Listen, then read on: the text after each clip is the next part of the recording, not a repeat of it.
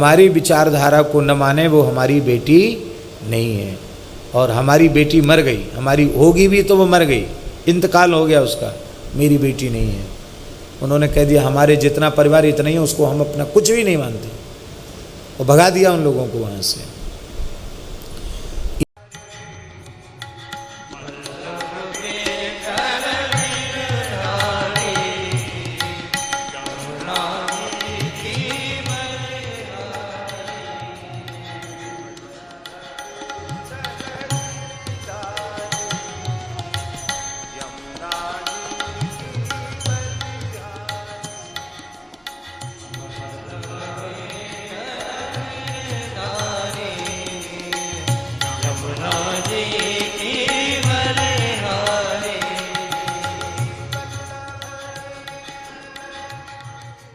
अब हमारी नौकरी लग गई, जॉब लग गया, अब मैया बाप से क्या लेने देना, हम अपने जीवन का फैसला हम खुद कर सकते हैं।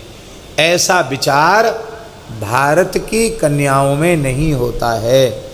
और यदि किसी भारतीय कन्या में ऐसा विचार है तो वह भारतीय कन्या कहलाने के योग्य नहीं है।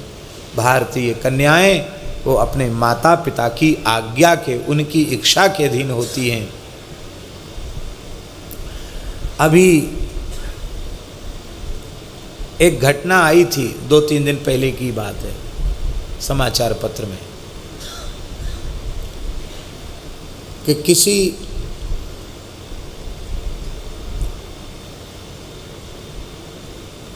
यवन कुल में उत्पन्न स्त्री ने वृंदावन वास कर लिया, ब्रजवास कर लिया, और वह अपने को मीरा कहने लगी। पूरी तरह उसने अपने को हिंदू धर्म में परिणित कर लिया।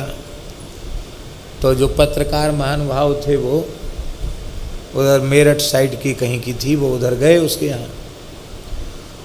तो जैसे ही उन लोगों ने साक्षात्कार के लिए कि तुम्हारी लड़की वहाँ इस तरह से हिंदू बन करके वो भजन कर रही है ब्रज में, तो वो सबके सब टूट पड़े उन पत्रकारों के ऊपर। उन्होंने कहा कि नहीं, मेरी कोई बेटी नहीं है, जो हमारी विचारधारा को न माने वो हमारी बेटी नहीं है। और हमारी बेटी मर गई, हमारी होगी भी तो वो मर गई, इंतकाल हो गया उसका, मेरी बेटी नहीं है। उन्होंने कह दिया हमारे जितना परिवार इतना ही है, उसको हम अपना कुछ भी नहीं मानते, और भगा दिया उन लोगों को वहाँ से। ये घटना अभी 3-4 दिन पहले आई। इससे सबको प्रेरणा लेनी चाहिए कि एक समाज वह है जो भारतवर्ष की मिट्टी में पैदा हुआ, यहाँ का अन्न जल खा रहा है, और उसके पूर्वज सब हिंदू ही थे। लेकिन किसी विशेष परिस्थिति में मुसलमान बनने के बाद यदि उनके परिवार की कोई बेटी इधर रसखान के पद चिन्हों पर चलने लग गई, तो उन्होंने उससे अपना सारा संबंध समाप्त कर दिया।